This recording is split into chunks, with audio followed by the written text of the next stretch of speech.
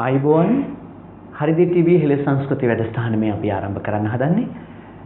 ඉතින් අටුවා ටීකා ටිප්පණී කිසිවක් අවශ්‍ය නැත. මේ වැඩසටහන ඔබ දයාබර ලෙස පිළිගත්තා. අපි පිරිනමන සෝදානම් අදත් අපේ හෙළ සංස්කෘතිය වැඩසටහනින් ඔබේ හිත නිවන කතාවක්. මේ දහම් සාකච්ඡාවක්. අපි ගෞරවයෙන් ආරාධනා කරා අපේ මැදිරියට හෙළ සංස්කෘතිය මැදිරියට ගෞරවනීය දිස ආරාධනෙ පිළිගත්තා. එතුමා ලංකා බැංකුවේ හිටපු ජ්‍යෙෂ්ඨ කළමනාකාරවරයා එල් අමරසිංහ මැතිතුමා එතුමා අපි දයාබරව පිළි අරගෙන ඉමු අපේ දහම් සාකච්ඡාවට. ආයිබෝන් මෙතුමනි. ආයිබෝන් තෙරුවන් සරණයි. ඉතින් ඔබට තෙරුවන් සරණ ප්‍රාර්ථනා කරා එතුමා. ඔබට තෙරුවන් සරණ ප්‍රාර්ථනා කරන ගමන්ම එතුමා අපට ගිය සතියේ අපේ වැඩසටහනේ පොරොන්දු වුණා. ආස්විසුක්ම සූත්‍රය අපි එතුමා උදාහරණයක් ඉතාම හොඳින් ගත්තා. බුදු පියාණන් වහන්සේ පැහැදිලි කළ ඒ සදහම් කාරණේ විශේෂයෙන් විසගෝර සර්පයන් 4 දෙනෙක්. ඒ පඨවි ආපෝ තේජෝ වායෝ නම් උපමා අලංකාරය ඉතා හොඳින් පැහැදිලි කරා මෙතුමා. හැබැයි මට පොරොන්දුවක් වුණා මේ තියෙන කුඩා අංශු බාහිර අජ්ජත් වශයෙන් එතුමා පැහැදිලි කරගෙන ආවා. ඉතින් මටත් ලොකු දැනුමක් ලැබුණා, ඔබටත් දැනුමක් ලැබුණා. තවදුරටත් මට ටිකක් යන්න ආසයි මේ ලෝකයේ තියෙන කුඩාම අංශු මොනවද? මෙන්න මේ අපට කියලා දීපු පඨවි ආපෝ තේජෝ වායෝ වලට එහා තවත් සුද්ධාෂ්ටක ඇති. අපි එතුමත් එක්ක කතා කරමු. මෙතුමනි අවසරයි. තෙරුවන් සරණයි. දැන් අපි ඊතරම කතා කරා බුදුන් වහන්සේ මේ චතුරාර්ය සත්‍ය අවබෝධ කරගත්ත යථා භූත ඥානය ගැන කතා කළා. ඒ වගේම මේ සතර මහා භූතයන්ගේ ක්‍රියාකාරීත්වය පිළිබඳව ඊට පෙර අපි ආසිවිසුක්ම සූත්‍රය ඇසුරෙන් කරුණු සාකච්ඡා කරා. තවදුරටත් මේ පිළිබඳව විග්‍රහ කරන්න අපිට ඒ බුදුන් වහන්සේගේ සූත්‍ර දේශනාවක්ම ඇසුරු කරගන්න එක තමයි අපිට වඩාත් යෝග්‍ය වන්නේ. මෙන්න මේ පිළිබඳව අපිට හම්බ වෙනවා එක්තරා සූත්‍රයක්. මේ සූත්‍රය මජ්ක්‍ධිම නිකාය 3 කියන පොතේ හම්බ වෙන සච්ච විභංග සූත්‍රය. සච්ච විභංග සූත්‍රය. මේ සච්ච විභංග සූත්‍රය දේශනා කරන්නේ පුක්කුසාති කියන සිටුවරයෙක් කරබයා. මේ පුක්කුසාති කියන සිටුවරයාට ආරංචියක් ලැබෙනවා මෙන්න මේ බුදුවරයෙක් පහළ වෙලා ඉන්නවා කියලා. එයාගේ තවත් සිටුවරයෙක්ගෙන් ආරංචියක් ලැබෙනවා. ඒ නිසා මේ සිටුවරයා මොකද කරන්නේ? බුදුහාමුදුරුවෝ තියෙන තමන්ගේ තියෙන සියලු දේවල් අත්හැරලා දාලා බුදුහාමුදුරුවෝ හොයාගෙන උන්වහන්සේ ගමන් කරනවා. නමුත් ඒ පළවෙනි දවසේ ගමන් කරන්න බෑ. හවස් වෙනකොට යන්න බැරි නිසා උන්වහන්සේ එක්තරා පිදුරු මඩුවක් දැකලා ඒ අයිතිකාරයාට කතා කරලා ඒ පිදුරු මඩුවේ එදා රාත්‍රිය ගත කරන්න නවතිනවා. මෙතනට තව කෙනෙක් එනවා. ඒ බුදුහාමුදුරුවෝ දකිනවා මේ සිටුවරයාට, මේ පුක්කුසාති සිටුවරයාට උන්වහන්සේ හම්බෙන්න ඒ සවැත් නුවරට පැමිණෙන කාලයක් නැහැ. ඊට ඉස්සෙල්ලා මෙයා මරණයටපත් වෙනවා. ඒ නිසා උන්වහන්සේ මේක දැකලා උන්වහන්සේ වඩිනවා මේ සිටුවරයා හම්බෙන්න.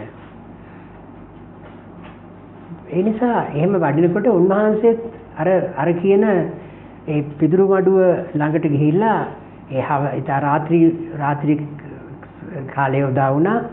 එතෙන්දී බුදුහාමුදුරුවෝත් කරන්නේ අර ඒ අයිතිකාරයාගෙන් ගිහිල්ලා අවසර අරගන්නවා මෙහෙම රැබෝ වුණා නවතින්න පුළුවන්ද කියලා. ඊට පස්සේ ගිහුවා තවත් අර මහාන කෙනෙක් ඉන්නවා, පැවිදි කෙනෙක් ඉන්නවා. එයා කැමති නම් ගිහිල්ලා එයාත් එක්ක එයාගෙන් අවසර ලබාගෙන ඉන්න කියලා. ඉතින් බුදුහාමුදුරුවෝ ගිහිල්ලා එයාට කතා කරලා එයාට නවතින්නම් කියලා දැන් මේ විදිහට ඉන්නවා. හැබැයි මේ විදිහට ටිකක් කළා දැන් රජගහ සිටු මේ ඒ කියන සිටුවරයා පුක්කුසාද සිටුවරයා දන්නේ නැහැ මේ බුදුවරයෙක් කියලා. ඉතින් බුදුහාමුදුරුවෝ දැන් ටිකක් මේ විදිහට ඉන්න අතරදී කතාවට වැටිලා අහනවා කොහටද යන්නේ කියලා. ඒතකොට කියනවා මෙන්න මේව බුදු කෙනෙක් ලෝකේ පහළ වෙලා ඉන්නවා. ඒ බුදුවරයා මෙන්න මේ ඉතිපිසෝ භගවා අරහං සම්මා සම්බුද්ධෝ කියන මේ නවාරාදී බුදු ගුණ වලින් යුක්තයි. උන්වහන්සේ බහැ දකින්න යන්නේ කියලා. ඉතින් මේ විදිහට කතා කරනකොට බුදුහාඳුරන්ට තේරෙනවා දැන් මෙයාට ධර්මයක් දේශනා කරන්න ඕනේ. හැබැයි බුදුහාමුදුරුවෝ කිව්වේ නෑ මම බුදුවරේ මමයි බුදුවර මේ බුදු පියාණන් වහන්සේ එහෙම මොනවත් කිව්වේ නෑ. ටිකක් කතාවට වෙලා කියනවා එහෙනම් දැන් රෑම වෙලා දැන් මූණ පේන්නෙත් නැහැ. එහෙනම් අපි ධර්මයක් සාකච්ඡා කරමුද කියලා ධර්මයක් කියන්නද කියලා. ඉතින් අර සිටුවරයාත් බොහොම කැමති වෙලා උන්වහන්සේ එතුමා දන්නේ මේ කවුද ධර්මයේ කතා කරන්න කියලා. ඒක කැමති වෙලා අහනවා. මේ රෑ බුදුහාමුදුරුවෝ දේශනා කරනවා මේ පුරුෂයා සබදෑරුම් ධාතු මාත්‍රයක් කියලා කියනවා. උදා ගන්න සබදෑරුම් ධාතු මාත්‍රයක්. කියන්නේ ධාතු හය ආකාරයක ධාතු ක්‍රියාවක්. ඊට පස්සේ කියනවා සබදෑරුම් ස්පර්ශ ආයතන මාත්‍රයක්. ඊළඟට කියනවා අටලොස් වැදෑරුම් මනෝප විචාර මාත්‍රයක් කියලා කියනවා. දැන් මේක පොඩ්ඩක් විග්‍රහ කරගන්න ඕනේ. ඊට පස්සේ තවත් කාරණයක් කියනවා මෙතන මේ 4 3 කියලා මෙතන තියෙන්නේ 4 අදිෂ්ඨානයක් විතරයි මෙතනින් ලබා ගන්න තියෙන්නේ කියලා කියනවා. දැන් ආයෙනවා මුලට අපි ඇවිල්ලා මේක බුදුහාඳුර විග්‍රහ කරනවා. මේ සවදෑරුම් ධාතු මාත්‍ර කිව්වේ මොනවද? උන්වහන්සේ විග්‍රහ කරනවා මේ සවදෑරුම් ධාතු කියලා කිව්වේ පඨවි ආපෝ තේජෝ වායෝ ආකාශ විඥාන. මෙන්න මේ 6ට තමයි මේ 6 ක්‍රියාකාරීත්වයට තමයි සවදෑරුම් ධාතු මාත්‍රයක් කිව්වේ. ඊළඟට කියනවා يعني පඨවි ආපෝ තේජෝ වායෝ වල මේ ක්‍රියාකාරීත්වයක් තමයි මේ පුරුෂයා කියලා දකින්නේ කියලා. ඉතින් එක මොහොතකට මේ ක්‍රියාකාරීත්වයක් තමයි අපිට හම්බ වෙන්නේ. ඊළඟට කියනවා මේ පුරුෂයා සවදෑරුම් ස්පර්ශ ආයතන 6ක් සවදෑරුම් ස්පර්ශ ආයතන මාත්‍රයක් කියලා කියනවා. එක වෙලාවකට එකයි ක්‍රියාත්මක වෙන්නේ. ඒ කියන්නේ සවදෑරුම් ස්පර්ශ ආයතන කිව්වේ චක්කායතන, සෝතායතන, ගහනායතන, ජීවායතන, කායායතන, මනායතන කියන මේ 6. එක ආයතනයක් ක්‍රියාත්මක වෙන්නේ එක මොහොතකට එක දෙයකට. ඇහැට රූපයක් දකින වෙලාවට චක්කායතනය. අන්න ඒකයි බුදුහාමුදුරුවෝ මෙතනදී කතා කරේ මේක සවදෑරුම් ස්පර්ශ ආයතන මාත්‍රයක් කියලා. ඊළඟට කියනවා මේ පුරුෂයා අටලොස් මනෝපවිචාර මාත්‍රයක්. දැන් මේක පැහැදිලි කරනවා. අටලොස් මනෝපවිචාර මාත්‍රය කියන්නේ ඇහැට රූපයක් හම්බ වෙනකොට චක්කායතනයට රූපායතනය සම්බන්ධ වෙනකොට වේදනා මාත්‍රයක් දැනෙනවා එක්ක සුඛ සැප වශයෙන් නැත්නම් දුක් වශයෙන් නැත්නම් අදුක්කම සුඛ වශයෙන්. ඇහැට රූපයක් ගැටෙනකොට ඒ රූපය ගැටෙනකොටම දැනෙන්නේ එක්ක සැප වශයෙන්. එහෙම නැත්නම් දුක් වශයෙන් නැත්නම් අදුක්කම සුඛ වශයෙන්. ඒතර ඇහැට රූපයක් දකින වෙලාවේ කනට ශබ්දයක් ගැටිලා නැහැ. කනට ශබ්දයක් ගැටෙනකොටත් ඒකත් දැනෙන්නේ අපිට එක්ක සැප වශයෙන් එක්ක දුක් වශයෙන් එක්ක අදුක්කම සුඛ වශයෙන්. මෙන්න මේ ක්‍රියාවලියක් මේක එතනම නිරෝධ වෙනවා.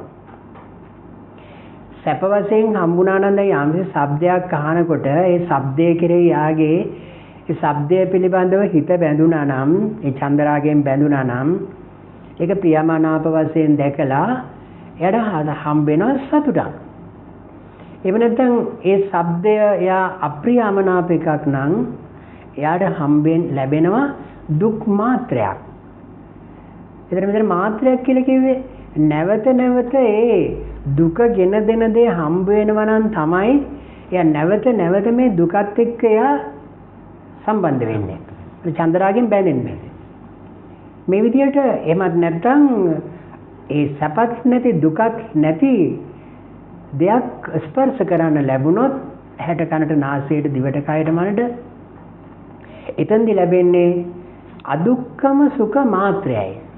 මෙන්න මේ විදිහට මේ ආයතන 6 හරහා අපිට එක වෙලාවකට එක මාත්‍රයයි හම් වෙන්නේ. මේක අවබෝධයට ගන්නයි ඕනේ. මේ හිත මේක බලන්න හැම ලෑස්ති වුණොත් එහෙම අපිට එකක් දිහා බලනකොට අනිත්ව ඇවිල්ලා ගිහිල්ලා ඉවරයි. මේක ප්‍රඥාවෙන් අවබෝධ කරගන්න මෙන්න මෙහෙම ක්‍රියාවලියක් සිද්ධ වෙන්නේ. ඒතර ඒ ක්‍රියාවලියෙත් අපිට හම්බ වෙන්නේ එක්කෝ අපිට දැනෙන්නේ දුක් වශයෙන් නැත්නම් සැප වශයෙන් නැත්නම් අදුක්කම සුඛ වශයෙන්. මෙන්න මේ ක්‍රියාවලියක් තුල තමයි අපි ඔය ආස්වාදයක් තියෙනවා කියලා මේ පිළිබඳව දන්නේ නැතුව මේ ලෝකේ අසුරු කරන්නේ. නැත්නම් අපි හිතනවා මේ මම කියන කෙනා මේ ලෝකේ තුල ඉන්නවා. ඉතින් මට ආස්වාද ලැබෙනවා. මම මේ ආස්වාද විඳිනවා. ඉතින් මේ ගැන අවබෝධයක් වෙන දෙයක් නැහැ. මොකද එයාට ආස්වාදයක් තියෙනවා කියලා හිතාගෙන එයා විඳිනවා. ඉතින් ආස්වාදයක් තියෙන්නේ කොච්චර වෙලාවක්ද? සැප මාත්‍ර සැපට කරුණක්. ඒ කියන්නේ සැප වේදනාවක් දැනෙන්න යම් කිසි කරුණක් හේතු වුණා නම් ඒ හේතුව නිසා ඒ හේතු ප්‍රත්‍ය වෙලා සැප මාත්‍රයක් හම්බ වෙනවා. ඒ සැප මාත්‍රය එතනම නිරෝධ වෙනකොට ඇහෙම් රූප බල විතරක් ඉන්න බෑනේ. කනට ශබ්ද එනවා, නාසයට ගඳ. මෙන්න මේ ක්‍රියාවලිය තුල මෙයා මෙන්න මේ විදිහට අවබෝධ වෙනකොට මේ සිටුවරයට තේරෙනවා මේක අපි මෙන්න මේ කාරණය දන්නේ නැති නිසා මෙන්න මේ මම කියන කෙනෙක් තුල මම කියලා කෙනෙක් ඉන්නවා. මම මේ විදිහට රූප දකිනවා, ශබ්ද දකිනවා, ශබ්ද අහනවා කියලා මේ කාරණය මෙයාට හොඳට ගැඹුරෙන් අවබෝධ වෙනවා. අමරසිංහ මහත්මයාණනි, එතනම නිරෝධ වෙනවා කියන කාරණේ අපට තව චුට්ටක් දයාබර ප්‍රේක්ෂකයන් වෙනුවෙන්ම දැන් අපට අපේ මේ ඇසට, කනට, දිවට, ශරීරයට, මනසට අපට දැනෙන සමහර දේවල් එතන නිරෝධ වෙනවා. දැන් ඒක තව චුට්ටක් සරල කරගත්තොත් ඊට පස්සේ අපට ඒක හරියටම හිතෙන් හඳුනා ගන්න පුළුවන්, අවබෝධ කරගන්න. ඔව්, දැන් අපි නිරෝධය කියන එක තමයි මෙතන අවබෝධ කරගන්න අර්ථයත් එක්කම මට අවබෝධ කරගන්න හදන්නේ. මොකද අපි හිතනවා මේ ලෝකේ තියෙන දේවල් තමයි අපිට අහන්න, දකින්න, බලන්න හම්බෙන්නේ කියලා අපි හිතාගෙන ඉන්නවා. මේ පිළිබඳව බුදුන් වහන්සේ එක උදාහරණයක් දෙනවා. මේක සූත්‍ර ගණනාවකදී බුදුන් වහන්සේ දේශනා කරනවා. මහා පරිනිබ්බාන සූත්‍රය, චක්‍රවර්ති සිහනාද සූත්‍රය සහ තවත් සූත්‍රවලදී එතනත් බුදුහාමුදුරු දෙන්නේ උදාහරණයක්. මොකක්ද ඒ උදාහරණය? දැන් මේ ලෝකයේ අසුරු කරනකොට මේ බුදුහාමුදුරු මේ අවසාන කාලේ මේක නැවත සැරයක් ආනන්ද හාමුදුරුවන්ට මතක් කරලා දෙනවා. ආනන්ද, මම මේ දැන් මගේ වයස අවුරුදු 80ක් වෙනවා. වයසට ගිහිල්ලා මට මේ දැනෙන්නේ මේ හරියට මේ කය කියන්නේ මේ දිරච්ච කරත්තයක් වගේ කියලා. දිරාගිය ගැලක්. ඒ කියන්නේ අපිට තේරෙනවානේ දැන් මේ අපේ කයත් නිකන් ගැලක් වගේ කියලා. අර මෙහෙන් නිකන් ජරබර ගාන සද්ද ඇහෙනවා. ඒ දිරාගිය කරත්තයක් වගේ අපිට ඉතින් පිළියම් කර ඉන්නවා. බුදුහාමුදුර දේශනා කරනවා, ආනන්ද, මේ කය මමත් ඒ විදිහම දිරාගිය ගැලක් පිළියම් කරලා තියාගෙන ඉන්නවා වගේ තමයි මේ කය පරිහරණය කරන්නේ. මේ කවුද දේශනා කරන්නේ? බුදුහාමුදුරුවෝ. දැන් බලන්න මමත් මෙන්න මේ විදියට මගේ කයත් දිරා ගිහිල්ලා. මම මේ පිළිසකර කරගෙන ඉන්නේ. උන්වහන්සේ කියනවා මම කොහොමද පිළිසකර කරන්නේ? උන්වහන්සේ කියනවා නිරෝධ සමාපත්තිය කියන සමාපත්තියට සමවැදිලා තමයි මම මේ කය පවත්වාගෙන යන්නේ. එතකොට මේ නිරෝධය කියන එක අවබෝධ කරගෙන.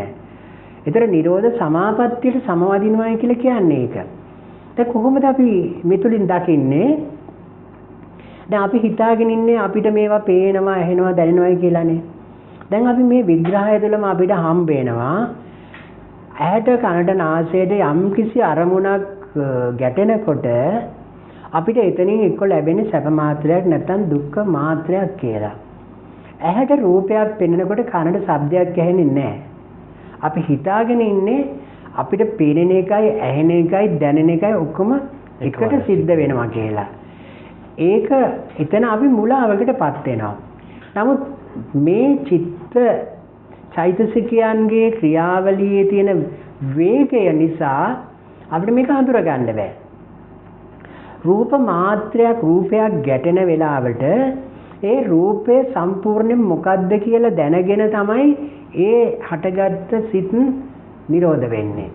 එක සිතක් නෙවෙයි, ඒක චිත්ත පිළිබඳව විග්‍රහයක්, සිත් පිළිබඳව විග්‍රහයක් කරන්න වෙනවා. මේක අවස්ථාව නෙවෙයි. අන්නේ චිත්ත විග්‍රහය කළත් නොකළත් තේරෙනවා ඇහැට රූපයක් ගැටෙනකොට ශබ්දයක් ඇහිලා නැහැ. ශබ්දය ඇහෙන වෙලාවේ ගඳ සුවඳ දැනෙලා නැහැ. ඒ ගඳ සුවඳ දැනෙන වෙලාවේ ස්පර්ශය මේ එකකට එකක් නිරෝධ වෙලාමයි එකක් හටගන්නේ කියන කාරණය අපිට ප්‍රඥාවෙන් දකින්න පුළුවන්. මේ සඳහා බුදුන් වහන්සේ අන්න අර කියපු අවස්ථාවේ එතෙන්දිත් වෙනවා හොඳ උදාහරණයක්. මොකක්ද උදාහරණය? දැන් උන්වහන්සේ කිව්වා නිරවද සමාපත්තියට සම්වැදිලා ඉන්නේ කියලා කිව්වා. ඒ නිසා කියනවා ආනන්ද මෙන්න මේ විදියට කටයුතු කරන්න. මොකක්ද කොහොමද? අත්ත දීපා විහෙරත අත්ත සරණා අනඤ්‍ය සරණා ධම්ම දීපා විහෙරත ධම්ම සරණා අනඤ්‍ය සරණා. මේ ආත්මය දීපයක් කියලා කියන්නේ පහනක් හැටියට දැනගෙන වාසය කරන්න. අත්ත දීපා විහෙරත මේ ජීවත් වෙන කාලය තුළ මේ ආත්මය කියන එක මේ පහනක් හැටියට උපමාව තේරුම් අරගෙන ජීවත් වෙන්න. ඊට පස්සේ ධම්ම දීපා විහෙරත මේ පෙනෙන ඇහෙන දැනෙන ක්‍රියාවලිය තුළ ජීවත් වෙනකොට මෙතන සිද්ධ වෙන්නේ ධර්මය මොකද්ද කියලා අවබෝධ කරගන්න. මේ දෙක එකට සිද්ධ වෙන්නේ. රූපේ අපි පහනේ දැල්ල තුළ රූපයක් පේන ආකාරය අවබෝධ කරගන්න වෙනවා. ධර්මයේ ක්‍රියාත්මක වෙන ආකාරය අවබෝධ කරගන්න වෙනවා. අපි ඒක පොඩ්ඩක් විග්‍රහ කරගමු. එතනින් තමයි අපිට මේක අවබෝධ වෙන්නේ.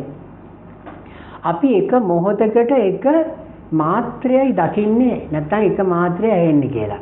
දැන් පහනේ උපමාව අරගෙන බලමු. පහනේදී මොකද්ද වෙන්නේ?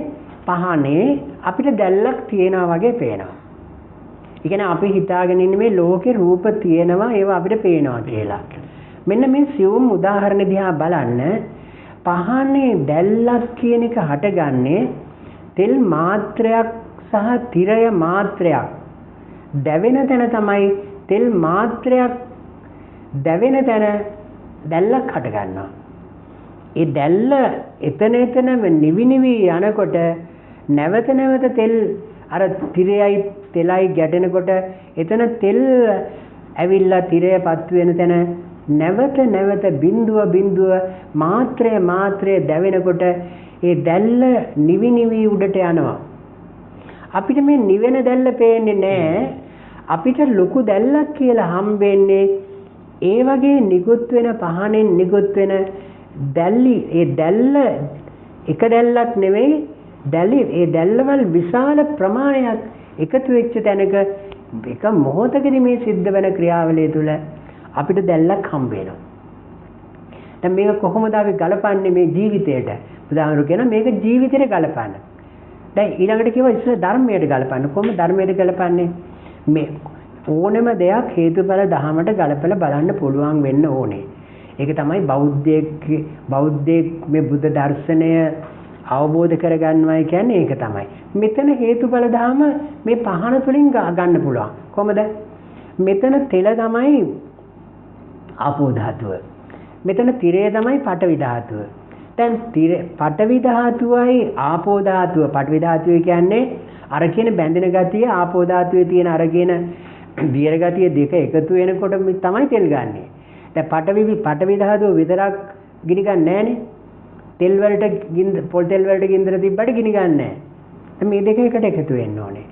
එතකොට මේ දෙක එකතු වුණාම ගින්නක් හට ගන්නවා. ඒකට කියනවා තේජෝ ධාතුව. දැන් පඨවි ධාතුව අඳුරගත්තා, ආපෝ ධාතුව අඳුරගත්තා. ඒ දෙක දැවෙන තැන හට ගන්න තේජෝ ධාතුව හටගත්තා. ඊළඟට ඒ තේජෝ ධාතුවත් එක්කම අපි දකිනවා පහන් දැල්ල උඩට ගිහින් වායෝ ධාතුවත් එක්ක උඩට ගිහිල්ලා මේක වායු වලට එක් වෙලා මේක වික්ෂිප්ත වෙලා යනවා. ඒ වගේ වායෝ ධාතුවෙන් තමයි අර උඩට මේ දැල්ල ගෙනියන්නේ. ඒ නිසා වායෝ ධාතුවේ ක්‍රියාකාරීත්වය අපිට පේනවා පහන් දැල්ල තුල. පහන් දැල්ල හැමතිස්සෙම අපි දන්නවා හෙලවි තියෙන්නේ. පහන් දැල්ල කොහාට යනවද කොහේ ගියාද කියලා කවුරුත් හොයන්න යන්නේ නැහැ. දන්නවා මේක එතනම ගෙවි යනවා කියලා. මෙන්න මේ ධර්මතාවය තමයි අපිට ඇහැට පෙනෙන කනට ඇහෙන හැම ක්‍රියාවක් තුළම සිද්ධ වෙන්නේ මේක. එතනම නිරෝධ වෙනවා කියන කාරණේ තමයි ඒ කිව්වේ. තාම හොඳින් පැහැදිලි. ඒතර බුදුහාමුදුරුවෝ මේ නිරෝධ සමාපත්තියට සම්මාදිනවා කියලා කියන්නේ මේ කාරණේ අවබෝධ කරගත්ත නිසා තමයි බුදුහාමුදුරුවන්ට පුළුවන් වෙන්නේ. ඉතින් මේක අපිත් අවබෝධ කරගන්න ඕනේ. අපිටත් පුළුවන් නම් මෙන්න මේ විදියට විදර්ශනා කරලා දකින්න අපිටත් පුළුවන් මේකේ යථාර්ථය දකින්න. බුදුහාමුදුරුවෝ බැරි දෙයක් කියන්නේ නැහනේ. බුදුහාමුදුරුවෝ විතරක් කරපුවා බුදුහාමුදුරුවෝ කොහෙවත් අපිට දේශනා කළා නැහැ. අපිට කරන්න බැරි දේවල්. අපිට යමක ප්‍රතිහාර්ය පාන්න කියලා කිව්වෙත් නැහැ. ඉර්ධි ප්‍රතිහාර්ය පාන්න කිව්වෙත් නැහැ. අපි සියලු දෙනාටම මොනවාද මොනවාද අපිට ධ්‍යාන ලබා ගන්න කියලා කිව්වෙත් නැහැ. මෙන්න මේ වගේ බුදුහාමුදුරුවෝ අපිට අවබෝධ කරගන්න පුළුවන් තැනකින් තමයි ධර්මයේ දේශනා කරලා තියෙන්නේ. අමරසිංහ මහත්මයාණනි අපි කතා කරගෙන ආවේ බුදුන් වහන්සේ සහ මේ අර එදා රාත්‍රිය ගත කරමින් දහම් සාකච්ඡාව ආරම්භ වුණා. මම නැවතත් සම්බන්ධ කරන්න කැමති දහම් කාරණයක් හිතන්නේ. දැන් මෙතෙන්දී මගෙන් අහුවේ ඇත්තටම කොහොමද මේ නිරෝධ වෙනවා කියන එක ගැනයි මගෙන් ප්‍රශ්න කළේ. ඒ නිසා තමයි මේ පහන දැල්ල උපමා කරගෙන ඒක ආමුදින් පැහැදිලි බුදුන් වහන්සේ දේශනා කරපු මේ කාරණේ තුලින්ම අපේ උපමාව තුලින් තමයි අපි මේ ධර්මයේ දැක්කේ. දැන් මෙන්න මේ විදිහට මේ පුක්කුසාද සිටුවරයාට කියනවා කොට එතුමාට අවබෝධ වෙනවා මෙතන සිද්ධ වෙන මේ ක්‍රියාවලිය. දැන් අපි ආයසරයක් මතක් කළොත් මොනවාද බුදුන් වහන්සේ කිව්වේ මේ පුරුෂයා සවදෑරුන් ධාතු මාත්‍රයයි පඨවි ආපෝ තේජෝ වායෝ ආකාශ විඥාන කියන ඊළඟට කිව්වා සවදෑරුන් ස්පර්ශ ආයතන මාත්‍රයයි මේ ඇසට රූප හම්බෙන වෙලාවේ ක්‍රියාත්මක වෙන හැටි ඊපස්සේ අටලොස් මනෝපවිචාර මාත්‍රයයි කියලා කිව්වා. දැන් ඒ කාරණේ තමයි අපි කතා කරගෙන ගියේ. ඊළඟට බුදුහාමුදුරුවෝ දැන් විග්‍රහ කරනවා මේ පඨවි ආපෝ තේජෝ වායෝ ආකාශ විඥාන කියන එක පැහැදිලි කරනවා. දැන් අපි මීට පෙර කතා කරපු ආසවිසෝපම සූත්‍රයේදීත් මේ ගැන කතා කරා. දැන් කතා කරනවා ඊට වඩා මේ පඨවි ධාතු පඨවි ආපෝ තේජෝ වායෝ පිළිබඳව ඊට වඩා සවිස්තරාත්මකව කතා කරනවා. හැබැයි බුදුහාමුදුරුවෝ දේශනා කරපු ආකාරයට කොහොමද බුදුහාමුදුරුවෝ දේශනා කරලා තියෙන්නේ? මහණෙනි මේ පඨවි ධාතුව දැන් මේ පුක්කුසාති සිටුවරයාට කියනවා මෙතන මේ පඨවි ධාතුව දෙආකාරයි. ඒ කියන්නේ දෙආකාරයි කියන්නේ මේ පඨවි ධාතුව අපිට බාහිරවත් අපිට අජ්ජත්වත් හම්බ වෙනවා බාහිරවත් හම්බ වෙනවා. දැන් අජ්ජත් කියන්නේ මේ ශරීරය තුල කියන එක නෙවෙයිනේ. අපි ඉස්සෙල්ලත් කිව්වා අජ්ජත් කියන්නේ හිත තුල හම්බ වෙනවා. දැන් හිත තුල පඨවි ධාතුව හම්බ වෙනවා ආපෝ ධාතුව තේජෝ ධාතුව වායු ධාතුව හම්බ වෙනවා කියන්නේ මේ බුදුහාමුදුරන්සේ දේශනා කරන්නේ අපිට මේ ගති හතරක් ඒ ගති හතරක නානත්වයක් තමයි අපි මෙතෙන් දකින්නේ. ඒ පඨවි ධාතුව ඊට පස්සේ විග්‍රහ කරනවා. දැන් පඨවි ධාතුව අජ්ජත්ව හම්බ වෙනවා බාහිර හම්බ වෙනවා. ඒ අජ්ජත් පඨවි ධාතුව බුදුන් වහන්සේ දේශනා කරනවා මේක අජ්ජත්තයි මේක ප්‍රත්‍යාත්මකයි ප්‍රත්‍ය වෙලා හට ගන්නවා ඒක උපදින එකක් කියලා කියනවා.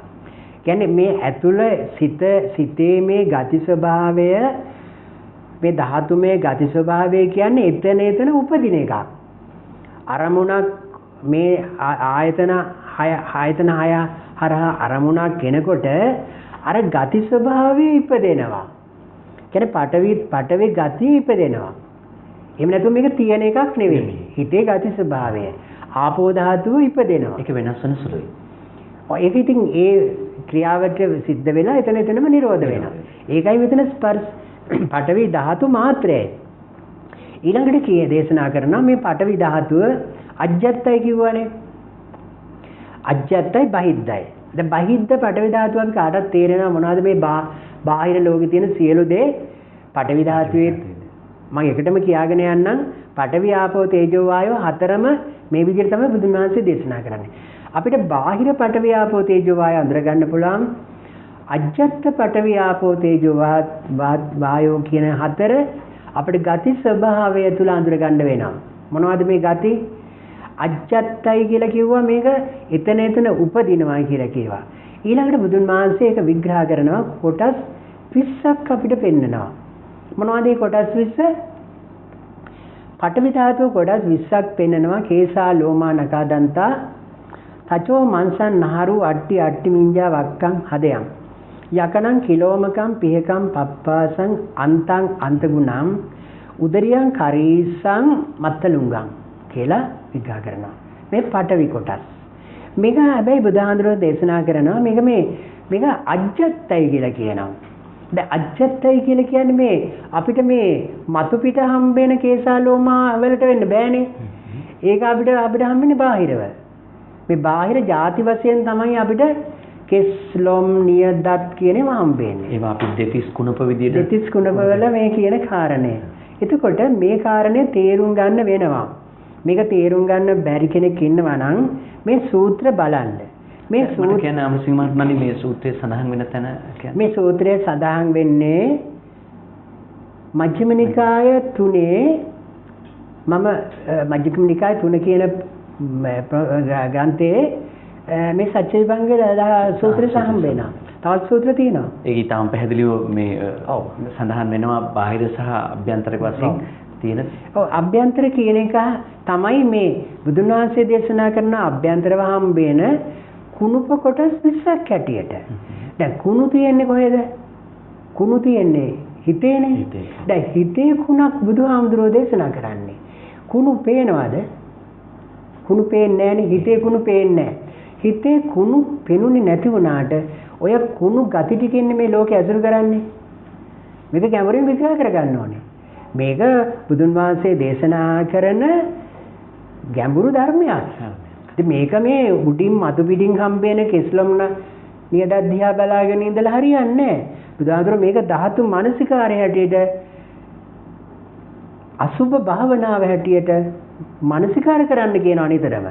ඉතින් මේකේ උඩ තියෙන කේසාලෝමානකා දන්තා කියලා මානසිකාර කරාට හරියන්නේ නැහැ. මේ ටික පිළිකුලයි කියලා හරි මේක අනිත්‍යයි දුක්ඛයි අනාත්මයි කිව්වට එයාට නිවන් දකින්න හම්බෙන්නේ නැහැ.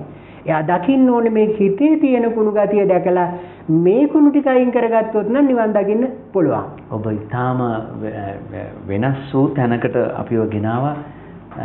සමහර විට අපට ඔබට නොපෙනෙන අපේ හිතේ ඔබේ හිතේ අපි හැමෝගෙම හිතේ තියෙන කුණු ටික අපිට පේන්නේ නැහැ. ඉතින් ඒක අඳුරගන්න මෙතුමා අපිට හොඳ රුකුලක් ලබා දෙනවා. ඇත්තටම අපි අපේ කෙස් ලොම් නිය කේසා ලෝමා නකා දන්තා තචෝ මන්සං නහරු ආදි වශයෙන් අපි කුණුප විදිහට සලකලා මෙය එහෙම කරන්න ගියොත් අපිට සමහර විට සිතිවිලි නැතාර්ථයටම ඇවිල්ලා ටිකක් විකෘතියක් වෙන්නත් පුළුවන්. ඉතින් මෙතුමා කියන කාරණේ අපි බලමු සිත ඇතුලේ තියෙන කුණු කොහොමද කියලා. මේක හඳුර ගන්න පුළුවන් මේ කෙටි විවේකයෙන් පස්සේ. ඉතින් ඔබේ අදහස් අපිට කියන්න හරිදී TV ප්‍රධාන කාර්යාලයේ අබේසීකර ලීබඩු මාලිගයේ උඩුමහල ලබුදුව ගාල්ල 077 321 39 66 කෙටි විවේකයකට ගිහින්. නැවතත් අපි ඔබත් එක්ක සම්බන්ධ වෙන්නේ හෙළ සංස්කෘතියේ හරිදී TV අපි මේ ඔබේම බුද්ධිමය හෝරාවක් ගත වෙන්නේ. මම බුද්ධිමය කියලා කියන්නේ මේ ලෝකේ බුද්ධිමය දේපල තියෙනවනේ. බුද්ධිමය දේපල අපි තව කෙනෙකුට හොරා ගන්න බෑ නඩු වැටෙනවා. හැබැයි අපි ඔබට මේ බුද්ධිමය දේපල දෙන්නේ ඔබට ඊතර වෙන්න. සංසාරයෙන් ඊතර වෙන්න. ඉතින් ඒ සඳහා ලොකු රුකුලක් ලොකු සම්පත්දාරියක් අපට ලැබුණා. එතුමා පුණ්‍යවන්තයි. ඉතින් දීර්ඝායුෂ ලැබෙන්න ඕන අපි ස්තුති කරන ගමන්ම මේ කෙටි විවේකයෙන් පස්සේ අපි කතා කරගෙන ගියේ ඇත්තටම අපේ හිතේ තියෙන කුණු අනිත් එක්කෙනාට පේනවා නම් සමහර විට ඔහු අපේ මිතුරුකමනුත් අයින් කරනවා. හැබැයි අපි පෙන්නන් ඉන්නේ ඒක නෙමෙයි. අපි පෙන්නන් ඉන්නේ බාහිරව වෙනස් රූපයක්. හැබැයි ඇතුලේ තියෙන රූපය ඊට වඩා වෙනස්. මේ කතාව ටිකක් වෙනස් නිසා මම නැවතත් ගෞරවයෙන් ආරාධනා කරනවා අමරසිංහ මහත්මයාණනි මේ ඇතුලේ තියෙන කුණු ටික අපි කොහොමද එළියට ගමු? බුදුන් වහන්සේ මේ දේශනාව රැබෝ වෙනකම් කරලා තියෙනවා. කියන්නේ සෑහෙන වෙලාවක් ගත කරලා තියෙනවා. මම හිතන්නේ අපිට තියෙන සීමිත වෙලාව තුළ අපිට මේ බුද්ධ දේශනාවේ අපිට පොඩි තැනක් තමයි අපිට ස්පර්ශ කරන්න වෙන්නේ. නමුත් අපි මොකද මට මේ සම්පූර්ණ සූත්‍රය කියපුවා අපි කියවන්නේ දැන් ස්පර්ශ ආයතන 6 යන අපි හිතේ හට ගන්න අර කියන්නේ සුඛ දුක්ඛ කියන වශයෙන් කතා කරන්න බැරි වෙයි කියලා හිතනවා. දැන් මොකද මේ පාඨවික ධාතුව පිළිබඳව දැන් මෙතෙන්දි කතා කරාම මේ මෙතන ආපු ගැටලුව ලියා ගන්න එපා ඉස්සෙල්ලා. ඉතින් දැන් මම ඔයගලන්ට අලුත් පරිච්ඡේදයකට අලුත් පැත්තකට හිත යොමු කරා. මොනවද මේ හිතේ තියෙන කුණු? මේක මම නෙවෙයි මේ බුද්ධ දේශනාවේ බුදුහාඳුරෝ කියලා තියෙනවා. මේක සූත්‍ර ගණනාවක තියෙනවා. මේවා අජ්ජත්තයි කියලා. පඨවි ධාතුව අජ්ජත්තයි උපාදින්නයි කියලා කියනවා. එතකොට පඨවි ධාතුව අජ්ජත්ත නම් අජ්ජත්තේව අල්ලන්න බෑනේ. ඉතින් අපි මතු පිට තියෙන කෙස් ටික මේ කෙස් මේ ලොම් කීගේ ගලව බැලුවට අපිට නිවන් දකින්න බෑ. මේ ගති මේ තියෙන ಜಾති ටිකක් විතරයි ඉතුරු වෙන්නේ. අර කුණු ගති ටික නිසා හටගත්ත ಜಾති ටිකක් හම්බ වෙනවා බාහිරව කේසා ලෝමා නඛා දන්තා පස්සේ අපි තමයි විග්‍රහ කරගන්නවා. දැන් මේ ಜಾති හම්බ වෙන්නේ අර කුණ හිතේ කුණු ටික තියෙනකම්. දැන් මොකද මේ කුණු ගැන කියලා මම කතා කරන්නේ. දැන් හිතේ කුණක් ගැන හිතේ තියෙන කුණු ගතිය නිසා තමයි අපිට මේ ගතේ තියෙන කුණු හම්බ වෙන්නේ. අපිට ඒක හම්බ වෙන්නේ ಜಾති වශයෙන්. ඒ නිසා කේසා ලෝමා නඛා දන්තා කියන ಜಾති ටිකක් හම්බ වෙනවා මතු පිට. දැන් අපි පොඩ්ඩක් කුණු ගැන කතා කරමු පොඩ්ඩක්. මේක බුදුහාමුදුරුවෝ කුණුප කොටසක් කියලා කිව්වේ. නැත්නම් මේක පටිකූල මානසිකාරය කියලා බුදුහාමුදුරුවෝ සතර සතිපට්ඨානයේ මේ කොටස විග්‍රහ කරන්නේ සාමාන්‍ය අපිට අතහැරලා දාන්න නෙමෙයි. මේකට උදාහරණයක්වත් දෙනවා බුදුහාමුදුරුවෝ. ඒ මොකක්ද දෙන උදාහරණේ? හරියට මේ දහන්න එකතු කරන කෙනෙක් කට දෙපැත්තෙන් ගැට ගහපු මල්ලක් අරගෙන දහන්න එකතු කරලා ගැට දෙපැත්ත ගැට ගහගෙන දහන්න ටික එකතු කරගෙන ගිහිල්ලා තැනකට ගිහිල්ලා මේ එකතු කරගෙන ආපු දහන්න බෙන් කරලා බලනවා. මේක තියෙන්නේ මේ තල, මේ මුං, මේ වී, මේ මෙනේරි මොකද දැන් එක ගෝණියයිනේ අපිට යාට තියෙන්නේ. ආද වගේ වෙන වාහනයක වගේ නම් වෙනම වී වෙනම තල වෙනම එහෙම කිව්වේ නෑනේ. එක ගෝණියක කට දෙපැත්ත බැඳපු ගෝණියක්. මේක හොඳට තේරුම් ගන්න ඕනේ. එතන මේක ඇතුලේ තියෙන මේ කියලා පැත්තකට ගිහලා බලනවා. මේවා මෙහෙම කියලා බලනවා. දැන් මේ උදාහරණය දුන්නේ මොකටද අපිට? අන්න අර කේසා ලෝමා නඛා දන්තා වෙන් කර බලන්න කියලා. හැබැයි ඒකට මොනවද දුන්නේ?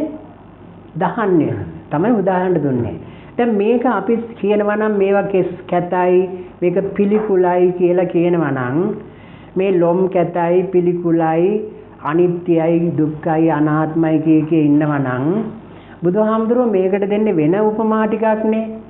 මේ ඒක එහෙමනම් බුදුහාමුදුරුවෝ කියන්නේ මේ ගෝණියේ එකතු කරලා තියෙන්නේ මේ බලු බෙටි මේ හරක්ගේ බෙටි මේ වෙන සත්තුන්ගේ බෙටි කියලා ඒ වගේ පිළිකුල් කරන කියන්නේ ඒ වගේ අප්‍රිය දෙයක් නේ. ඒ අප්‍රිය දෙයක් නෙවෙයි දාන්න කියන්නේ. මුත් මෙන්න හිතලා බලන්න ඕනේ. දැන් බුදුහාමුදුරුවෝ උදාහරණයක් දෙන්නේ නැහනේ අපිට අපි අමාරු වැටෙන උදාහරණයක් දෙන්නේ නැහනේ බුදුහාමුදුරුවෝ. අර පැහැදිලි උපමාවක් දුන්නා. ඒ නිසා සමහරව හිතනවා මේකට බෙන් කරලා බලන්න කිව්වයි කියලා දැන් භාවනා කරනවා. භාවනා කරන ගමන් මේ කෙස් ටික මේ ලොම් මේ නිය දත් කිය මේ එයාට පේන ටික වෙන් කර බලනවා. හිතෙන් වෙන් කරනවා. එහෙම තමයි බුදුහාමුදුරුවෝ කිව්වේ කියලා. ඔය ටික වෙන් කර බැලුවට කවදාවත් නිවන් දකින්න බෑ. හැබැයි අර හිතේ තියෙන කුණු ටික වෙන් කරලා බැලුවොත් එහෙම එයාට පුළුවන් නිවන් දකින්න. ඒ කොහොමද? මේ කෙස් කියන්නේ මොනවද? කුණප කොටසක්. කේසා කියන කුණ හම්බෙන්නේ කොහොමද?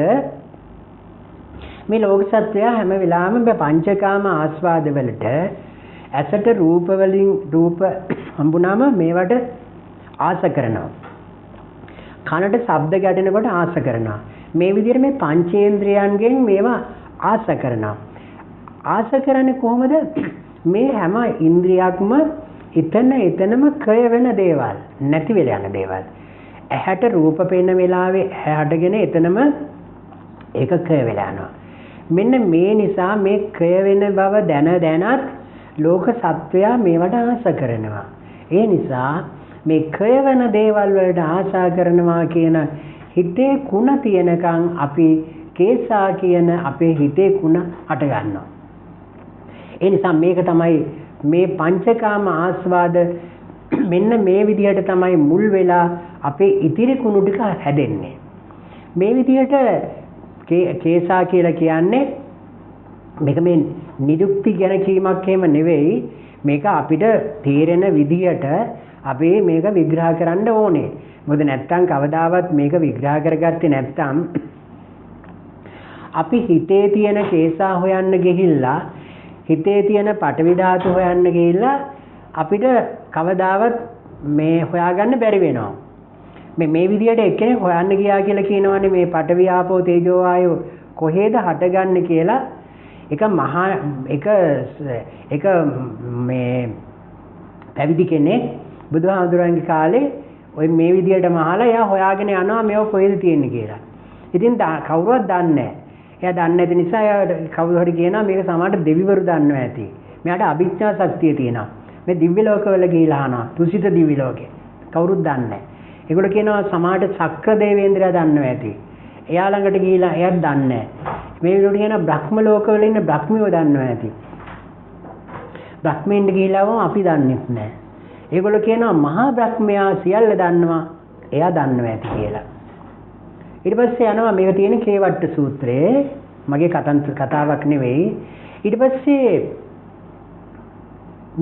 මෙයාට කිව්වම මෙයා යනවා මහා බ්‍රහ්මයා. මට අභිඥා ශක්තිය තියෙනවා. බ්‍රහ්ම ලෝකවලට යන්න පුළුවන්. ඒ නිසා මහා බ්‍රහ්මයා ළඟට ගිහිල්ලා අහනවා මේ කාරණය මතු කරනවා. ස්වාමීනි මේ කොහේද මේ පඨවි ආපෝ තේජෝ වායු කොහේද හටගන්නේ කියලා. මෙයාට මෙතෙන්දී උත්තර දෙන්න බෑ. මහා බ්‍රහ්මයා කියනවා මහා බ්‍රහ්මයා මොකද කරන්නේ? අර හාමුදුරුවන්ව පැත්තකට ඇඳ ගහගෙන යනවා. පැත්තකට ඇඳ ගහගෙන ගිහිල්ලා කියනවා මේක මම දන්නේ නැහැ. මිනිස්සු මේ ලෝකේ හැමෝම හිතාගෙන ඉන්නේ මේ මහා බ්‍රහ්මයා කිව්වම මේ මම ඔක්කොම දන්නවා කියලා. මේක මම දන්නෙත් නැහැ. මට ලැජ්ජයි මේ කතාව අර සියලුම බ්‍රහ්මෝ ඉස්සරහා කියන්න. මම ඒ නිසා පැත්තකට අඬ ගහගෙන ආලා ඊට පැත්තකට අඬ ගහගෙන අතින් අඬ ගහගෙන ඇවිල්ලා කියනවා මම දන්නෙත් නැහැ. ඇයි මෙහෙට ආවේ? ඒ බුදු කෙනෙක් ලෝකේ පහළ වෙලා ඉන්නවනේ. අන්න බුදුහාමුදුරයන් අහන්න. දැන් බුදුහාමුදුරෝ ගිහිල්ලා කියලා දෙනවා. ආය යනවා බුදුහාමුදුරෝ. මේකට තවත් ලස්සනට උපමාවක් කියනවා. දැන් මේ කාරණාවලින් කියන්නේ මේ කාරණේට ගැඹුරුයි කියන එකයි. ඒ නිසා ටිකක් හිතලා බලන්න. ඊළඟට අන්න දැන් මේක හොයන එක දැන් අර අපිට ටිකක් ප්‍රඥාව තියෙනවා නම් මෙන්න මේ විදිය කුණු කොටස් තියනවාද කියලා බලන්න. ඇහැට රූප පේනකොට ඒක ඇහැට රූප පේන එක නවත්තන්න බෑනේ. ඉතින් ඒකට අපි ආස කරන්නේ. ඒක ආස කරන්න ගියාම ඒක කුණක්. ඒක හිතේ තියෙන කුණක් නිසා තමයි මේකට ආස වෙන්නේ. මෙන්න මේ විදියට කේසා ඊට පස්සේ ලෝමා මේ ඔක්කොම කියන්න වෙලාවක් නැහැ. නමුත් ලෝමා කියලා කියන්නේ දැන් මේ විදියට ඇහැට කනට රූප, ශබ්ද, ගන්ධ, රස ඇසුරු කරනකොට ලෝකයක් එයාට පහළ වෙනවා. මොනවද? අපි පංච උපාදානස්කන්ධය කතා කරානේ. ටිකක් දීර්ඝ කාරණා. ඇහැට රූපයක් දකිනකොට රූපයක් ගැටෙනකොට ඒක පේන්නේ පංච උපාදානස්කන්ධයත් වලින්. උපාදාන වෙලාමයි පේන්නේ පෘථග්ජනයාට. එතකොට ඇහැට රූපයක් දැක්කම රූප වේදනා කියන චෛතසිකයෙන් දැනගන්නවා සංඥා සංකාර විඤ්ඤා කියන මේ පංච උපාදානස්කන්ධයක් ගොඩනගිලා එයා රූපය හඳුනා ගන්නවා. අර පංචකා අර කේසා කියන ඒ කුණප කොටස හට ගන්නකොට එතනම මේ ලෝකයක් හට ගන්නවා. එයාට දැනෙනවා මෙන්න මේ නිසා මේ ලෝකය එයා දකිනවා අමාවක් හැටියට. මේ පංචකාමාස්වාද ලැබෙනකොට එයාට මේක නිකන් අමෘතයක් වගේ පුදුම ආස්වාදයක්. ඒ නිසා මේ ඊළඟට යනවා අපි නකා කියන නාකා කියලා කියන්නේ නරකයි කියලා නොකල නැත්නම් නොකල යුතු දේවල් ඕනෙම නොකල යුතු දෙයක් කරනවා. ඒ නොකල යුතු දේවල් තමයි දස අකුසලයේ කියන්නේ. ඒ නිසා මෙතනින් අපි අර අර්ථය ගත්තොත් අපිට හම්බ වෙනවා නාකා කියන නොකල යුතු දේවල් අපිට හම්බ වෙනවා. ඒක හිතේ කුණක්. දැන් අපි කොච්චර දේවල් නොකර ඉන්නවා නොකල යුතු දේවල් තමයි කරන්නේ. දැන් අපි දන්නවා හැම එක්කෙනාම කරන්නේ Tamanට අයිති දේ නෙවෙයි නොකල යුතු දේමයි කරන්නේ. ඉතින් ඒ නොකල යුතු දේ කරන්න මෙයා දස කුසලයට වැටිලා සතර පාගත වෙනවා. ඉතින් මේක මෙතන පැහැදිලිව මේ කාරණේ කියනවා. මේ කාරණය මීට කියන්නේ බුදුන් වහන්සේ කාලේ මෙතනින් රහත් වෙලා තියෙනවා මේ පළවෙනි කාරණා පහ මතු කරගෙන භාවනා කරපු අය. ඒකට කියනවා තච්ච පංචකේ භාවනා කරා කියලා. මම ඉතිරි දෙකක් කියනවා. නාකා ඊට පස්සේ දන්තා කියලා අපිට මේ මතු පිටිනුත් හම්බ වෙනවා බාහිරව අපිට දත් ඇඳි දෙකක් හම්බ වෙනවා. මේ වගේම අපේ තියෙනවා කුණු හිතේ කුණක් තියෙනවා. අපි හැම තිස්සෙම ඉන්නේ මේ ලෝකයේ අසුරු කරනකොට මේ අන්ත දෙකේ. මොකද්ද අන්ත දෙක? අපිට හිතෙනවා මේ ලෝකෙ තියෙනවා කියලා.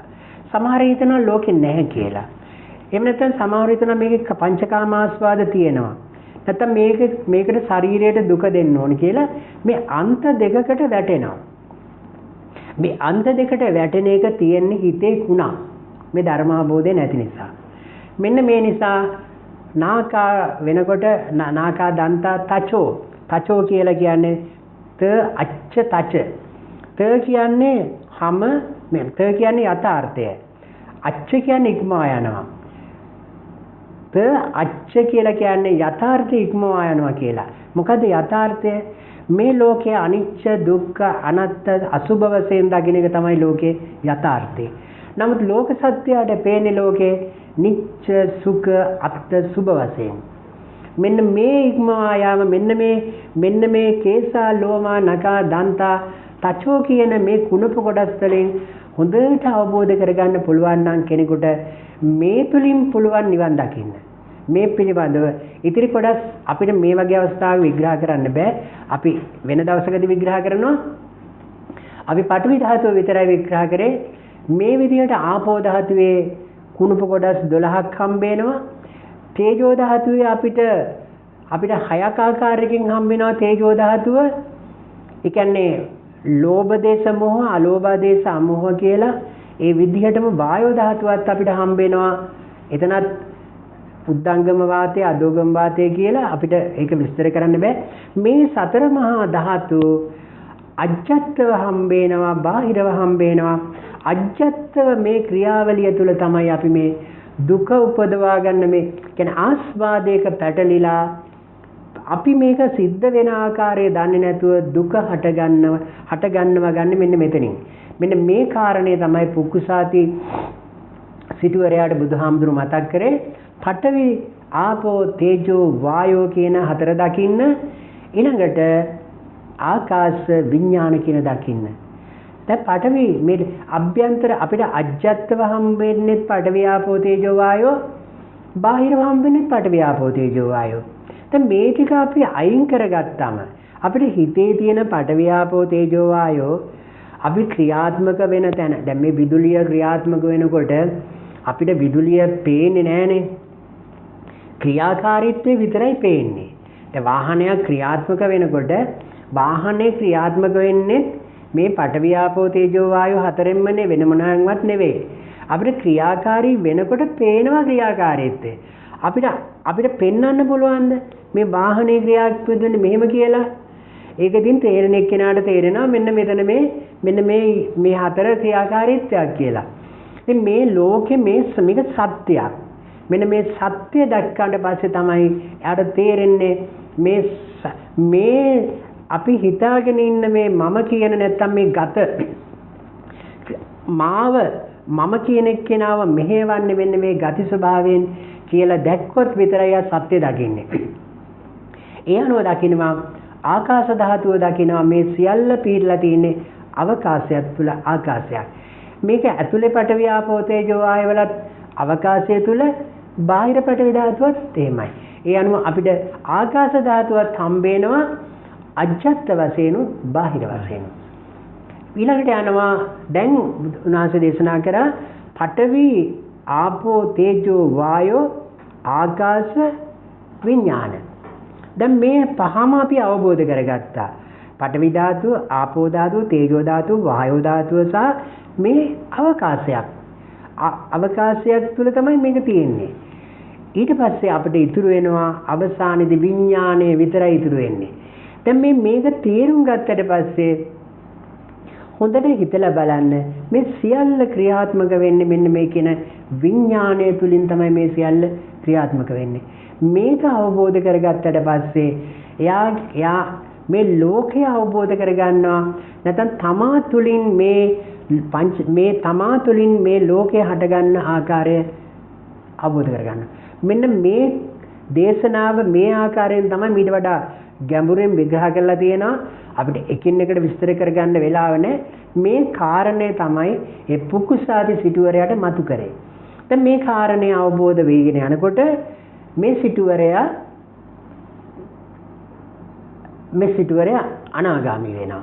ඒ කියන්නේ මේ ධර්ම අවබෝධය තුළ මේ සිටුවරයා කොයි විදිහට අවබෝධ වුණාද කියනවා නම් දැන් එයා දන්නේ මේ බණ කියන්නේ බුදුහාමුදුරුවෝ කියලා. මේ ටික කියලා ඉවර වෙනකොට මේ සිටුවරයා වැඳ වැටෙනවා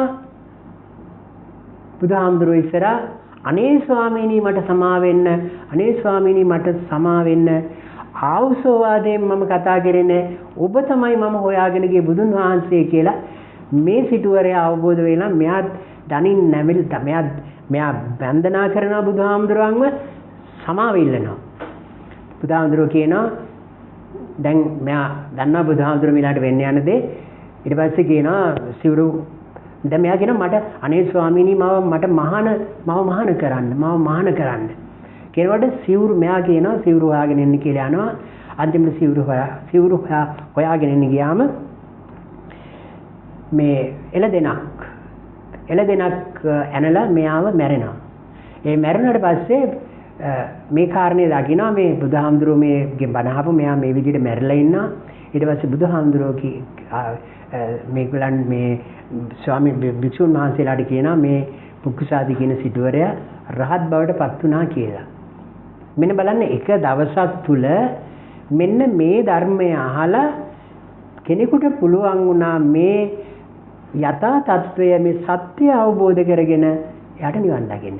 දැන් මෙතන චතුරාර්ය සත්‍ය දේශනා කරේ නැහැ කියලා ප්‍රශ්නයක් නෑ. මොකද ඒ නියම යථාර්ථය පෙන්වුවම එයා සත්‍ය දකිනවා. අපිට උමන සත්‍ය දකින්න විතරයි. එක සත්‍යයක් දැක්කනම් අනිත් සත්‍ය හතරක් දකිනවා. එයා චතුරාර්ය සත්‍ය අවබෝධ කරගන්නවා. මෙන්න මේ ආකාරයෙන් තමයි මේ නිවන් දකින්නවා කියලා කියන්නේ. ඉතින් ඔබටත් මටත් මේ හම්බෙච්ච ලොකු නිදානය මේ අපි ඒකනේ කිව්වේ නිදානයක් පෙන්වන්නෙක්සේ කියලා. කල්යාණ මිත්‍ර සේවනයේ වටිනවා. ඔබටත් මටත් කල්යාණ මිත්‍ර සේවනයක් ලැබිලා තියෙනවා. යෝනිසෝ මනසිකාරය ලැබිලා තියෙනවා. සද්ධර්ම ශ්‍රවණය ලැබිලා තියෙනවා. ඉතින් අපි ධම්මානුධම්ම ප්‍රතිපදාවේ තමයි හැසිරෙන්න තියෙන්නේ.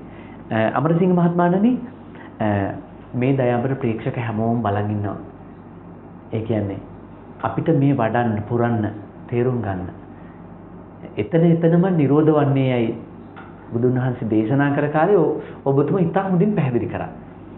දැන් අපිට මේ කියන සංකීර්ණ කාරණා මේ බාහිර ලෝකේ මේ විශේෂයෙන් මේ අපි කාර්යබහුල ලෝකේ එහාට මෙහාට මැෂින් වගේ දුවනවා. ඩිජිටල් තාක්ෂණෙත් එක්ක මේ ඇටවුම් උපකරණ අපි පරිශීලනය කරනවා. අපි හැම දෙයකටම හෝම්වර්ක් එකක් හොයනවා. නැත්තම් අපිට මේ පාඩම ටිකක් ඒ කියන්නේ ගෙදර අභ්‍යාසයක් කරාම තමයි තවත් හොඳට පුනරීක්ෂණය වෙන්නේ.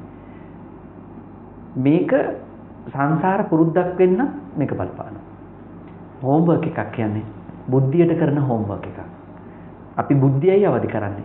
මම ඔබතුමාගෙන් අහන්නත් කැමතියි අමරසිංහ මහත්මයාණන් නිවන් දකින්නවද? නිවන අවබෝධ වෙනවද?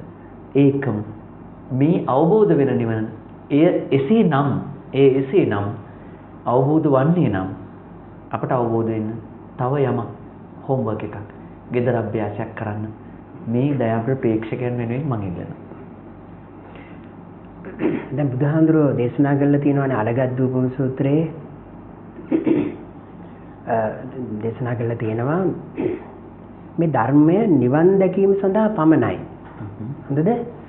නැතුව මේ ලෝකේ අල්ලගන්න නෙවෙයි කියලා. නිස්සරණත්තාය නොගහනත්තාය. එහෙනම් දැන් ඔබතුමා ඒ අහන ප්‍රශ්නය කොහොමද අපි මේ වලින් නිස්සරණය වෙන්නේ නැත්නම් නිවන් දකින්න කියන කාරණය. මේ පිළිබඳව තමයි මේ කියන අභ්‍යාසයක් නැත්නම් අභ්‍යාසයක් කියලා අතරම කිව්වේ. මේක භාවිතා කරන්නේ කොහොමද කියන කාරණය තමයි ඇහුවේ. හරිද? එතකොට කොහොමද භාවිතා කරන්නේ? මම ඒ ගැන මතක් කළා. ඉස්සර රහත් මේ කාරණය මේ පඨවි ධාතුවේ කේසා ලෝමා නකා දන්තා තචෝ කියන කරුණු 5 විතරක් මානසිකාර කරලත් පුළුවන් වුණා කෙනෙකුට රහත් වෙන්න. එතන ඉතිරි කරුණුත් අපිට ඉදිරි කාලයේදී අපි ඒවා ඔක්කොම විග්‍රහ කරගන්නවා. නම් මේ අවස්ථාවේදී විග්‍රහ කරගන්න බෑ. නමුත් මෙතනින් මම මීට වඩා ධර්මයක් පෙන්නනවා. දැන් අපි කියවනේ මේ ධර්මයේ නිවන් දකින්න පමණයි කියලා. දැන් නිවන් දකින අර කුල්ලූපමං බෝධික්කවේ ධම්මං දේශිස්සාමි නිස්සරණත්තාය නෝගහනත්තාය. ඒක තමයි ඒ පාඨයේ බුදුන් වහන්සේ දේශනා කරේ. මේක පහුරක් උපමා කරලා බුදුහාඳුරෝ කියන මහන්නේ මම පහුරක් උපමා කරලා ධර්මයේ දේශනා කරනවා. මේක මේක අල්ල ගන්න නෙවෙයි, මේක ගැලවීම පිණිසයි කියලා. අල්ල ගන්න නෙවෙයි. නිස්සරණත්තාය නෝගහනත්තාය. දැන් කොහොමද අපි මේකෙන් අත්හැරීම පුරුදු කරන්නේ? ඒක මේක අල්ල ගන්න නෙවෙයි. අල්ලගෙන මේ කරුණු ගොඩක් අරගෙන අපි දන්නවා කියලා කියන්න නෙවෙයි. ඔන්න දැන් මේ කාරණේ අපි මතු කරා මේ තච පංචකයක් නැත්නම් මූලික කරුණු 5ක් කේසා ලෝමා නකා දන්තා තචෝ කියලා. ඇයි මේ කාරණේ මතු කරන්නේ බුදුහාඳුරෝ? දැන් අපි නිවන් මඟ වඩනකොට සතර සතිපට්ඨානයේදී මම මතු කරා නම් මේ කාරණා මම හිතන්නේ දැනට ආය අමතක වෙලා ඇති. සතර සතිපට්ඨානෙ තමයි නිවන වඩනකොට උග දෙනකොට සිද්ධ වෙන බාධාව තමයි මේ නිවන ආවරණය වෙනවා. ඒ කියන්නේ නිවන් දකින්න බැරි නිවන ආවරණය වෙනවා. නිවන ආවරණය වෙන කරුණ වලට කියනවා නීවරණ කියලා. මොනවද නීවරණ? පංච නීවරණ. මොනවාද? කාමච්ඡන්ද, ව්‍යාපාද, තීන මිද්ද, උද්ධච්ච විචිකිච්ඡා. දැන් බුදුහාමුදුරෝ දේශනා කරනවා කෙනෙකුට කාමච්ඡන්දේ ඇති වෙනවා නම් එයාට කියනවා මෙන්න මේ අසුභය වඩන්න කියලා. කාමච්ඡන්දය ඇති වෙනවා නම් මේක තමයි මේ කාමයේ කියන එක. අපි කතා කරන්නේ කාමච්ඡන්දය, ව්‍යාපාදය, තීන මිද්ද, උද්ධච්ච කුක්ක කොහේදී හරි මතුවෙලා එනවා නම් නිවන ආවරණය වෙනවා. ඒ නිසා කියනවා බුදුහාමුදුර කියනවා දැන් අපි නිවන් දකින්න සතර සතිපට්ඨානය වඩනකොට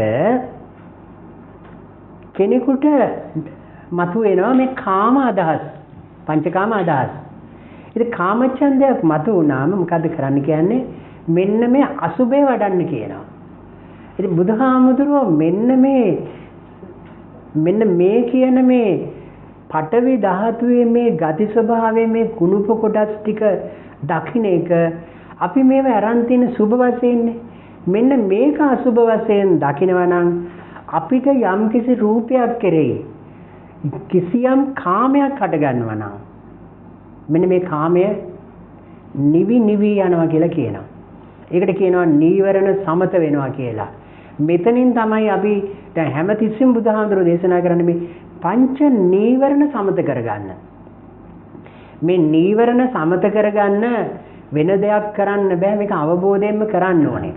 මෙන්න මේ ටික අපේ හිතේ හටගන්න කුණු ටික අයින් කරොත් අපිට මේ රූපකාමය, ශබ්දකාමය, ගන්ධකාමය, රසකාමය කියන මේ කාමය අයින් වෙලා යනවා. මේක කරන ක්‍රමයනේ දැන් කතා කරන්න කිව්වේ. ඉතින් මේක කරන්න. ඉතින් මේක කරන්න නම් මේ විදියට හිතලා බලන්න. මේ කුණ මා තුළ තියෙනවද? මේක හිතේ තියෙනවද? දැන් අනුන්ගේ හිතේ තියෙන කුණු නම් ඕනෙම කෙනෙකුට පේනවා. අනුන්ගේ හිත බලන්න පුළුවන්. හරිම අපි සමාජලාට කියනවා එයා නම් හරිම කුණා කියලා කියනවා. එයාට එක එක දේවල් වලට මිනිස්සුන්ට මේවා නම්පට බඳිනවා. ඉතින් නම්පට බඳින්නේ එයාගේ ගති ස්වභාවය උඩනේ. ඉතින් අනුන්ගේ ගති ස්වභාවය දැකලා අපිට නිවන් දකින්න බෑ. තමා තුළින් දකින්න ඕනේ. තමා තුළින් දකින්නවා කියන්නේ තමාගේ ගති ස්වභාවය දකිනවා. ගති ස්වභාවය දැකලා මෙන්න මේ කුණුප කොටස් තවදුරටත් තියනවාද කියන එක අවබෝධ කරගෙන මේක අයින් කරගත්තොත් මේක නිතර අසුබ වශයෙන් දකින්න පුළුවන් නම් අසුබ වශයෙන් දකින්න මේ පංචකාම ආස්වාදය. අසුබ වශයෙන් දකින්න පුළුවන් නම් එයා මෙන්න මේ කාමච්ඡන්ද කියන නීවරණය අයින් කරගන්නවා. එයා නිවනට තියෙන ලොකුම බාධාව අයින් කරගන්නවා. මේක තමයි නිවනට තියෙන ලොකුම බාධාව. ඒ නිසා මේ කරුණ විතරක් අපි මතු කරේ අපිට මීට වඩා දීර්ඝ සාකච්ඡාවක් කරන්න බැරි වෙන හින්දා කාමච්ඡන්දය ව්‍යාපාදයේ තියෙන විදිහට මේ එකින් එකට බුදුන් වහන්සේ දේශනා කරනවා. මෙන්න මේ දේ අපි ව්‍යාපාදේ නම් මෛත්‍රී භාවනාව වඩන්න කියනවා. අපිට කාල වේලාව ඉක්ම යනවා. කොහොම හරි මේ කාරණේ මම මතු කරේ මෙන්න මේ මූලික ප්‍රායෝගිකව මෙන්න මේ ධර්මය මතු කරලා දෙන්න. ඉතින් මේ නිසා හැම එක්කෙනාටම මේ ගැන හිතන්න අවස්ථාවක් ලබා දීලා තියෙනවා. අපි ඉදිරියේදී මේ පිළිබඳව වැඩිදුරටත් සාකච්ඡා කරමු. නිරෝගී සුව ලැබේවා එල් අමරසිංහ මැතිතුමනි. ඔබතුමාගේ මේ දහම් දැනුම පිපාසයෙන් ඉන්න කෙනෙක් සිටිනම් ඔබට පුළුවන් මෙතුමාව සම්බන්ධ කරගන්න. අපේ channel එකෙත් පුළුවන්. ඒ විතරක් නෙමෙයි පෞද්ගලිකව අපි එතුමාගේ දුරකථන අංක කීපයක් ඔබට ලබා දෙන්නම්. ලියා ගන්න 071 4යි 686යි 242 අංකයට අමතන්න පුළුවන්. ඒ වගේම 077යි 1944යි 805 අංකයට සම්බන්ධ වෙන්න පුළුවන්. ඒ වගේම WhatsApp මාර්ගයෙන් සම්බන්ධ වෙන්න පුළුවන් 071යි 461යි 88යි 71. ඉතින් එතුමාට අපි දිගසිර ප්‍රාර්ථනා කරන ගමන් ස්තුතිවන්ත වෙනවා, පුණ්‍යානුමෝදනා කරනවා. මෙවැනි දහම් සාකච්ඡා අපිට තවත් ඕනේ. ඔබතුමා සම්පතක් හරිදේ ටීවී නාලිකාවට ඉතින් හෙළ සංස්කෘතිය හැඩවැඩ කරන්න ඔබතුමත් එක පුරුකක් විදිහට දැන් සම්බන්ධයි. ඉතින් වැඩසටහන් ගොඩාරයක් කරා ප්‍රේක්ෂක ඔබ ඉල්ලන නිසාම අපට දුරකථන ඇමතු බොහෝ ප්‍රමාණයක් එනවා ඔබතුමාගේ වැඩසටහන් දිගටම කරන්න කියලා. ඉතින් අපි ඔබතුමා වෙහෙස නොබලා කොළඹ ප්‍රදේශයේ ඉඳලා මේ පැත්තට එන්නේ. අපි ඔබතුමාට මේත තවත් නැවතත් ස්තුතිවන්ත වෙනවා. ඉතින් හරිදේ ටීවී ප්‍රධාන කාර්යාලයේ ඔබ ලියන්න අබේසේකර ලීබඩු මාලිගයේ උඩුමහල ලබතුව ගාල්ල කතා කරන්න 077යි 321යි 39යි 66. ඔන්න අපි ඔබෙන් සමුවර ගන්න යනවා. නැවතත් දිනක හෙළ සංස්කෘතියත් එක්ක අපි කතා කරනවා. සංස්කෘතිය තමයි ඔබව පෝෂණය කරන්නේ. ධර්ම තමයි ඔබව ඊතර කරන්නේ. ඔබට ආයුබෝවන්. සුබ දවසක්. සියලු දෙනාටම තිරුවන් සරණයි. මේ සාකච්ඡාව මේ ඔබතුමාටත් ඒ වගේම මේ ආයතනයේ ඒ අධ්‍යක්ෂක අබේසේකර මහත්මයාටත් උතුම් වූ නිර්වාණ සාන්තිය සාක්ෂාත් කරගන්නට පාරමිතා ශක්තියක් බවට මේ ධර්මාභෝධය පත් වේවා කියලා අපි අධිෂ්ඨාන කරනවා. අසා සිටි සියලු දෙනාටම ධර්මාභෝධය වේවා කියලා අපි මේ ධර්මාභෝධය තුළින් මේ නිර්වාණ සාන්තිය උදා කර ගැනීමට පාරමිතා ශක්තියක් බවට පත් වේවා කියලා අධිෂ්ඨාන කරගෙන අපි නවතිනවා. සියලු දෙනාටම තෙරුවන් සරණයි.